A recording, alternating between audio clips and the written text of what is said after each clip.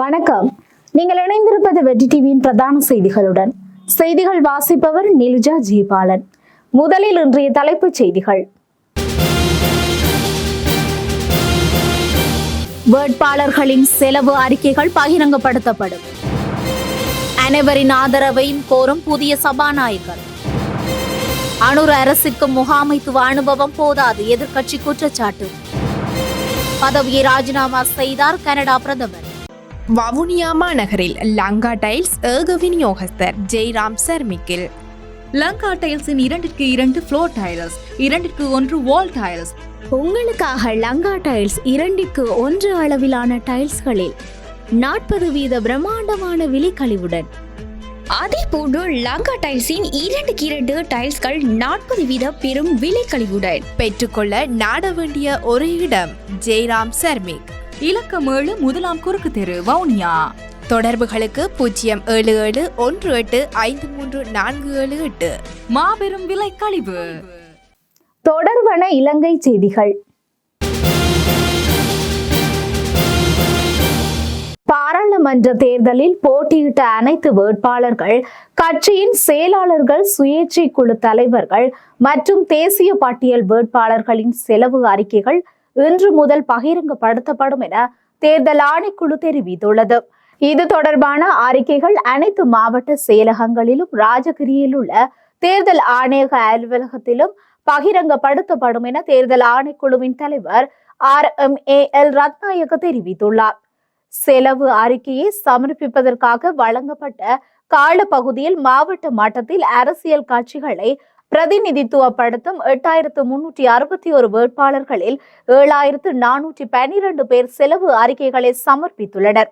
சுயேட்சை குழுக்களில் போட்டியிட்ட 690 வேட்பாளர்களில் 493 பேர் வருமானம் மற்றும் செலவு அறிக்கையை சமர்ப்பித்துள்ளதாகவும் 527 தேசிய பட்டியல் வேட்பாளர்களில் 434 பேர் தங்களது அறிக்கைகளை சமர்ப்பித்துள்ளதாகவும் தேர்தல் ஆணைக்குழு தெரிவித்துள்ளது. மேலும் வருமானம் மற்றும் செலவு அறிக்கையை சமர்ப்பிப்பதாக வேட்பாளர்களுக்கு எதிராக சட்ட நடவடிக்கை எடுக்கப்படும் என தேர்தல் ஆணைக்குழுவின் தலைவர் RMAL ரத்நாயக்க தெரிவித்துள்ளார். நாட்டின் நல்வாழ்வையும் மக்களின் அபிலாஷைகளையும் பேதமின்றி நிறைவேற்றும் சிறந்த பாராளுமன்றமாக இதனை உருவாக்குவதற்கு அனைவரினதும் ஆதரவை கோருவதாக புதிய சபாநாயகர் யகத் விக்ரமரத்ன தெரிவித்துள்ளார்.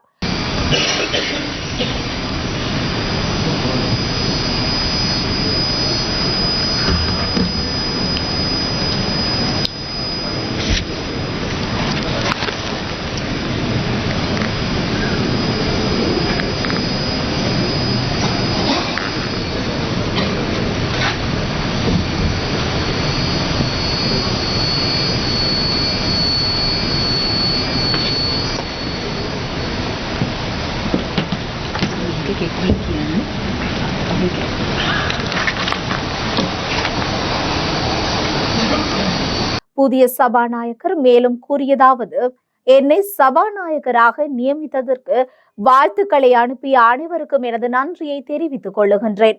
மக்களின் அபிலாஷைகள் மற்றும் விருப்பங்களை நிறைவேற்றுவதற்கு ஒரு முக்கியமான மற்றும் பொறுப்பு பாராளுமன்றத்திற்கு முன்பை விட அதிகமாக ஒப்படைக்கப்பட்டுள்ளது என்று கூற வேண்டும்.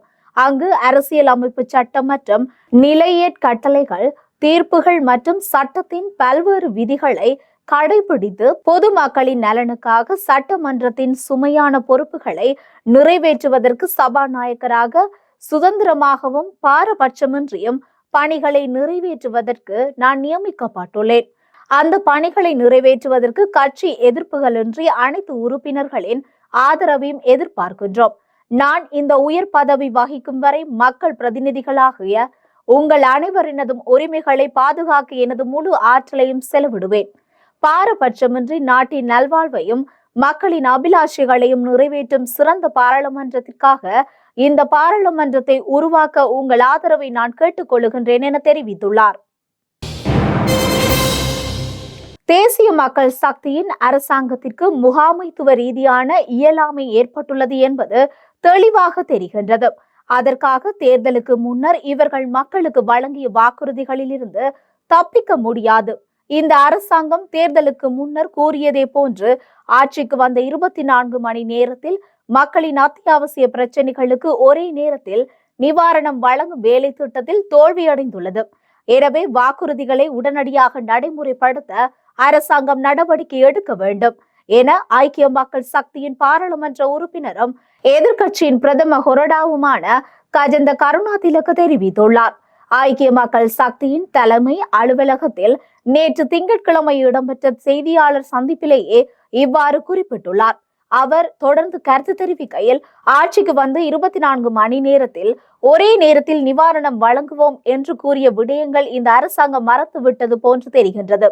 அரிசி மோசடியை நிறைவுக்கு கொண்டு வர ஆட்சியை பலப்படுத்துமாறே இந்த அரசாங்கம் ஆட்சிக்கு வருவதற்கு முன்னர் கோரியிருந்தது. ஆனால் தற்பொழுது நாட்டின் அரிசிக்கான பிரச்சனை இருக்கின்ற போதும் மக்களுக்கு நிவாரணம் கிடைத்தது போன்று தெரியவில்லை. வெளிநாட்டில் இருந்து அரிசி இறக்குமதி செய்வதற்கு அரசாங்கம் எதற்கு என்று வினவியவர்கள் இன்று மாற்று கருத்துக்களை முன்வைத்து வருகின்றார்கள். புதிதாக அரசாங்கம் ஒன்றை அமைப்பதற்கே இந்த அரசாங்கம் ஆட்சியை பொறுப்பேற்றது. ஆனால் இறுதியில் அரிசிக்கும் தேங்காய்க்கும் மக்கள் வரிசையில் காத்திருக்கும் நிலைமையே ஏற்பட்டுள்ளது. இந்த அரசாங்கம் ஆட்சிக்கு வந்தபோது 100-110 ரூபாவிற்கும் விற்பனையான தேங்காய் இன்று 200 ரூபாய் வரையில் விற்பனையாகின்றது. இது அரசாங்கம் ஆட்சிக்கு வந்து 2 மாதங்களில் குரங்குகளின் எண்ணிக்கை எவ்வாறு லட்சக்கணக்காக அதிகரித்தது என்பது பிரச்சனைக்குரிய விடயமாகும். இந்த அரசாங்கத்திற்கு முகாமைத்துவ ரீதியான இயலாமை ஏற்பட்டுள்ளது என்பது தெளிவாக தெரிகின்றது. வெளிநாடுகளில் மறைத்து வைக்கப்பட்டுள்ள பணத்தை நாட்டிற்கு கொண்டு வரப்போவதாகவே தேர்தல் காலத்தில் தொடர்ந்தும் கூறி வந்தார்கள். ஆனால் இன்று வெளிநாட்டில் பெற்றுக்கொண்ட பட்டப்படிப்புக்கான சான்றிதழை கூட நாட்டிற்கு கொண்டு வர முடியாத நிலைமை இந்த அரசாங்கத்திற்கு ஏற்பட்டுள்ளது. மின் கட்டணம் முதற்கொண்டு மக்களின் அத்தியாவசிய சேவைகள் குறித்து இந்த அரசாங்கம் ஆட்சிக்கு வருவதற்கு முன்னர் வழங்கிய வாக்குறுதிகளை ஏமாற்றமடைந்து வாக்களித்து மக்களின் எதிர்பார்ப்புகள் தவிடுபொடியாக்கப்பட்டுள்ளன. மின் கட்டணத்தில் நிவாரணம் கிடைக்கும் என்று மக்கள் எதிர்பார்த்திருந்தாலும் அந்த எதிர்பார்ப்பு கனவாக்கப்பட்டுள்ளது. தேசிய மக்கள் சக்தி முன்னர் கூறியது போன்று எரிபொருளுக்கான வரி குறைப்போ மோசடி நிறைந்த எரிபொருள் விலை சூத்திரமோ இன்னும் மாற்றி அமைக்கப்படவில்லை. அன்று அவர்கள் கூறிய மோசடி நிறைந்த எரிபொருள் விலை சூத்திரமும் வரி முறையும் இன்னும் ஏன் நடைமுறையில் இருக்கின்றது என்பதற்கு அரசாங்கம் விளக்கமளிக்க வேண்டும். தேர்தல் காலத்தில் வழங்கிய வாக்குறுதிகளை இந்த அரசாங்கம் உடனடியாக நடைமுறைப்படுத்தி காட்ட வேண்டும் என்றார். கிளிநொச்சி போலீஸ் பிரிவிற்குட்பட்ட இரணைமடுச்சாந்தி கனகாம்பிகை குளம் வீதியில் வைத்து இளம் பெண் ஒருவர் நேற்று மாலை 6 மணியளவில் கடத்தப்பட்டுள்ளார். யாழ்ப்பாணம் புன்னங்கலை கட்டுவான் பகுதியைச் சேர்ந்த 26 வயதுடைய குறித்த யுவதி கிளிநொச்சியில் உள்ள அழகு கலை நிலையம் ஒன்றில் பயிற்சி பெற்று வரும் நிலையில் கனகாம்பிகை குளம் பகுதியில் உள்ள வாடகை வீடொன்றில் தங்கியிருந்துள்ளார். இந்த நிலையில் வளமை போன்று குறித்த யுவதி கற்கை நெறியை முடித்துவிட்டு தான் தங்கியிருக்கும் இடத்திற்கு திரும்புகையில் வேன் ஒன்று சென்ற குழுவினர் அந்த பெண்ணை கடத்தி சென்றுள்ளதாக ஆரம்ப விசாரணையில் தெரிய வந்துள்ளது. குறித்த யுவதியின் கைப்பை மற்றும் தொலைபேசி ஆகியன கண்டெடுக்கப்பட்ட நிலையில் போலீசாருக்கு தகவல் வழங்கப்பட்டுள்ளது. இதனைத் தொடர்ந்து சம்பவ இடத்திற்கு சென்ற தலைமை போலீஸ் நிலை பொறுப்பு அதிகாரிகள் சரத் சமர விக்ரம தலைமையிலான போலீசார் விசாரணைகளை ஆரம்பித்துள்ளனர். குறித்த யுவதியை கடத்தி சென்ற யாழ்ப்பாண புன்னாலை காட்டுவான் பகுதியைச் சேர்ந்தவர் என்று அவர் யுவதியின் முன்னாள் காதலன் என்றும் தெரிய வந்துள்ளது. அவர் யுவதியை யாழ்ப்பாணம் புன்னாலை காட்டுவான் பகுதிக்கு கடத்தி சென்றுள்ளார். கடத்தி செல்லப்பட்ட யுவதி திருமணத்திற்கு மறுப்பு தெரிவித்த வேளை யுவதியின் நண்பியை அழைத்து குறித்த குழு அந்த யுவதியை நண்பியின் கையில் பாரப்படுத்திவிட்டு தப்பிச் சென்றுள்ளது. இந்நிலையில் அந்த நண்பி குறித்து யுவதியை கிளிநொச்சி போலீஸ் நிலையத்திற்கு அழைத்து சென்றுள்ளார். மருத்துவ பரிசோதனைக்காக அந்த யுவதி வைத்தியசாலையில் சேர்க்கப்பட்டுள்ளார். இச்சம்பவம் குறித்து கிளிநொச்சி போலீசார் மேலதிக விசாரணைகளை மேற்கொண்டு வருகின்றனர்.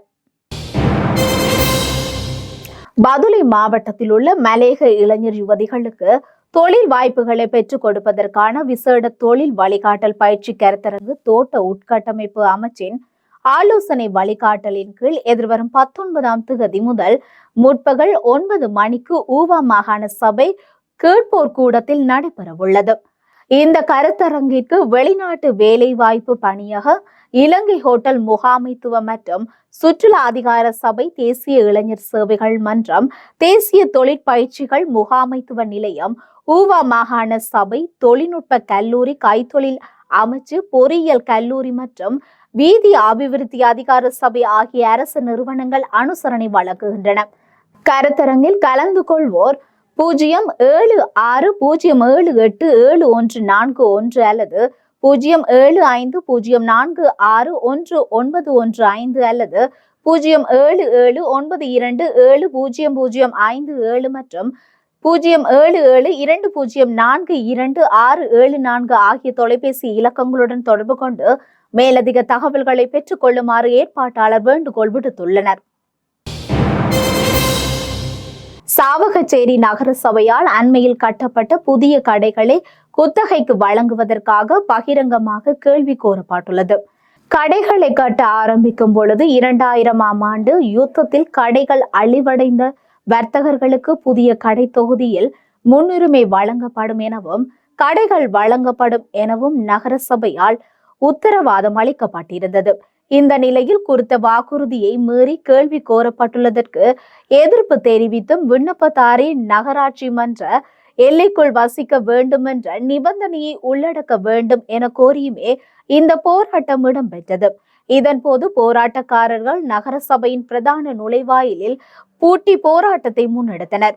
இதனை அடுத்து அங்கு வந்த சாவகச்சேரி போலீசார் பூட்டை உடைத்து அகற்றியதோடு போராட்டக்காரர்களை கலைக்க முற்பட்டனர். இதனால் நுழைவாயிலில் அமர்ந்தவாறு அவர்கள் தமது போராட்டத்தை முன்னெடுத்தனர். இந்த தருணத்தில் நகரசபை வாகனங்களுக்கு பொறுப்பான அதிகாரி கழிவகற்றும் உளவியந்திரத்தால் போராட்டத்தில் ஈடுபட்டவர்கள் மீது மோத முயற்சித்ததோடு அதை வீடியோ எடுத்து ஊடகவியலாளரையும் கடுமையாக அச்சுறுத்தினார். இதனால் அங்கு கடும் வாக்குவாதம் ஏற்பட்டது. இதேவேளை குறித்த கேள்வி கோரலை 2 வாரங்களுக்கு ஒத்தி வைக்குமாறு உள்ளூராட்சி ஆணையாளர் அறிவித்துள்ளார். அடுத்து வருவன உலக செய்திகள். கனடாவின் துணை பிரதமர் மற்றும் அந்நாட்டில் நிதியமைச்சரான கிறிஸ்டியா ஃப்ரீலேண்டர் தனது பதவியை ராஜினாமா செய்துள்ளார். அந்நாட்டின் வருடாந்திர நிதிநிலை அறிக்கையை தாக்கல் செய்வதற்கு சில மணி நேரங்களுக்கு முன் தனது பதவியை ராஜினாமா செய்வதாக கிறிஸ்டியா அறிவித்துள்ளார். துணை பிரதமர் மற்றும் நிதி அமைச்சர் என 2 பதவிகளில் இருந்தும் ராஜினாமா செய்துள்ள கிறிஸ்டியா பிரதமர் ஜஸ்டின் ட்ரூடோ தலைமையிலான அமைச்சரவையில் அவருக்கு எதிரான கருத்து வேறுபாட்டை முதல் முறையாக பொதுவெளியில் வெளிப்படுத்தி இருக்கின்றார். சமீபத்தில் கனடாவை சேர்ந்த ஒவ்வொருவருக்கும் 250 கனடா டாலர்களை காசோலையாக வழங்குவதற்கான கொள்கை தொடர்பாக பிரதமர் ரூட்டோ மற்றும் துணை பிரதமராக இருந்த கிறிஸ்டியோ இடையே கருத்து வேறுபாடு ஏற்பட்டதாக கூறப்படுகின்றது. கிறிஸ்டியா ஃப்ரீலேண்ட் நீண்ட காலமாக ரூடோவின் லிபரல் கட்சியில் மிக முக்கிய தலைவராக இருந்து வருகின்றார். 2020ஆம் ஆண்டில் இருந்து கனடா நாட்டின் நிதியமைச்சராகவும் கிறிஸ்டியா பதவியில் இருந்து வந்தார். இந்த நிலையில் துணை பிரதமர் மற்றும் நிதியமைச்சர் பதவிகளில் இருந்து ராஜினாமா செய்துள்ள கிறிஸ்டியா கனடாவின் நிதி வருவாயை கையிருப்பில் வைத்திருக்க அறிவுறுத்தி இருக்கின்றார். தனது ராஜினாமா கடிதத்தில் ட்ரம்பின் அச்சுறுத்தல் மிகப்பெரிய சவாலாக இருக்கும் என்று கிறிஸ்டியா குறிப்பிட்டுள்ளார். கிறிஸ்டியா தொடர்ந்து லிபரல் உறுப்பினராக அந்நாட்டு பாராளுமன்றத்தில் தொடர்ந்து இருக்க விரும்புவதாக தெரிவித்துள்ளார். மேலும் வரவிருக்கும் கனடா தேர்தலில் அவர் மீண்டும் போட்டியிடுவார் என்றும் தெரிவிக்கப்பட்டுள்ளது. முன்னதாக இறக்குமதி செய்யப்படும் கனடா நாட்டு பொருட்களுக்கு 25% வரி விதிக்கப்படும் என்று அமெரிக்க ஜனாதிபதியாக பொறுப்பேற்க இருக்கும் என டொனால்ட் ட்ரம்ப் தெரிவித்திருக்கின்றார். இது கனடாவின் பொருளாதாரத்தை பாதிக்கும் என்று பொருளாதார நிபுணர்கள் எச்சரிக்கை விடுத்துள்ளனர். ஜோர்ஜியாவின் குடாரியில் உள்ள ஒரு உணவகத்தில் கார்பன் மோனாக்சைடு விஷவாயு பரவியதில் 12 பேர் உயிரிழந்துள்ளனர். இறந்தவர்கள் அனைவரும் உணவகத்தில் பணிபுரிந்தவர்கள் என முதற்கட்ட விசாரணைகள் தகவல் தெரிய வந்துள்ளதை அடுத்து ஜோர்ஜியா அதிகாரிகள் விசாரணையை தொடங்கியுள்ளனர். ஆனால் இந்த சம்பவத்தில் வன்முறைக்கான அறிகுறிகள் எதுவும் இல்லை என்பதையும் அதிகாரிகள் உறுதிப்படுத்தினர். இறந்தவர்கள் அனைவரும் கார்பன் மோனாக்சைடு விஷத்தால் இறந்துள்ளனர். பாதிக்கப்பட்ட 12 பேரும் பணிபுரிந்த அந்த உணவகத்தில் 2வது மாடியில் ஓய்வெடுக்கும் பகுதியில் உடல்கள் கண்டுபிடிக்கப்பட்டன. இது குறித்து திபிலிசியில் உள்ள இந்திய தூதரகம் ஜோர்ஜியாவின் குடாரியில் துரதிர்ஷ்டவசமாக 11 இந்தியர்கள் உயிரிழந்திருப்பதை அறிந்து வருத்தம் அடைகின்றது. மேலும் அவர்களது குடும்பங்களுக்கு ஆழ்ந்த இரங்கலை தெரிவிக்கின்றது என குறிப்பிட்டிருந்தது. மேலும் இந்திய தூதரகம் உள்ளூர் அதிகாரிகளுடன் தொடர்பில் கொண்டு உயிரிழப்புகள் தொடர்பான தகவல்களை உடனடியாக தெரிவித்து வருகின்றது. இறந்தவர்களின் குடும்பங்களுடன் நாங்கள் தொடர்பில் இருக்கின்றோம் என்று சாத்தியமான அனைத்து ஆதரவையும் வழங்க உறுதி பூண்டுள்ளோம் என்று ஜோர்ஜியாவில் உள்ள இந்திய மிஷன் அறிக்கையில் தெரிவித்துள்ளது. டிசம்பர் 14 அன்று ஜோர்ஜியில் உள்நாட்டு விவகார அமைச்சகம் வெளியிட்ட அறிக்கையின்படி பாதிக்கப்பட்டவர்கள் மீது வன்முறை அல்லது உடல் காயங்கள் எதுவும் இல்லை. ஜோர்ஜியாவின் குற்றவியல் சட்டத்தின் 116வது பிரிவின் கீழ் போலீசார் விசாரணையை தொடங்கியுள்ளனர். முதற்கட்ட விசாரணையின்படி அறையொன்றின் உட்புற பகுதியில் படுக்கை அறைகளுக்கு அறையில் மூடப்பட்ட இடத்தில் ஒரு மின் ஜெனரேட்டர் இருந்துள்ளது. இது டிசம்பர் 13ஆம் தேதி வெள்ளிக்கிழமை மின்சாரம் துண்டிக்கப்பட்ட பிறகு மீண்டும் இயக்கப்பட்டுள்ளது. அந்த நேரத்தில் விஷவாயு வெளியேறி இருக்கலாம் என சந்தேகிக்கப்படுகின்றது. அடுத்து வருவது விளையாட்டுச் செய்தி. சிம்பாப்வே அணியுடனான 3 போட்டிகள் கொண்ட T20 சர்வதேச தொடரை ஆப்கானிஸ்தான் அணி 2-1 என்ற அடிப்படையில் கைப்பற்றியது. ஆப்கானிஸ்தான் கிரிக்கெட் அணி சிம்பாப்வேயில் சுற்றுப்பயணம் மேற்கொண்டு 3 T20, 3 ஒருநாள் மற்றும் 2 டெஸ்ட் போட்டிகள் கொண்ட தொடரில் ஆடி வருகின்றது. இதில் முதல் T20 தொடர் நடைபெற்றது. இரு அணிகளுக்கும் இடையிலான முதல் T20 போட்டியில் சிம்பாப்வே அணியும் 2வது போட்டியில் ஆப்கானிஸ்தானும் வெற்றி பெற்றன. இந்நிலையில் தொடர் வெற்றியாளரை தீர்மானிக்கும் 3வது T20 போட்டி ஹராரேவில் நேற்று முன்தினம் நடைபெற்றது. முதலில் பேட்டிங் செய்த சிம்பாப்வே 19.5 ஓவர்களில் அனைத்து விக்கெட்டுகளையும் இழந்து 127 ரன்களுக்கு சுருண்டது. தொடர்ந்து 128 ரன்கள் எடுத்ததால் வெற்றி என்ற இலக்குடன் களம் புகுந்த ஆப்கானிஸ்தான் அணி 19.3 ஓவர்களில் 7 விக்கெட்டை இழந்து 128 ரன்கள் எடுத்து வெற்றி பெற்று 3 போட்டிகள் கொண்ட T20 தொடரை 2-1 என்ற கணக்கில் கைப்பற்றியது. இத்துடன் நமது பிரதான செய்திகள் நிறைவடைகின்றன. நமது அடுத்த பிரதான செய்திகளை நாளை மாலை எதிர்பாருங்கள்.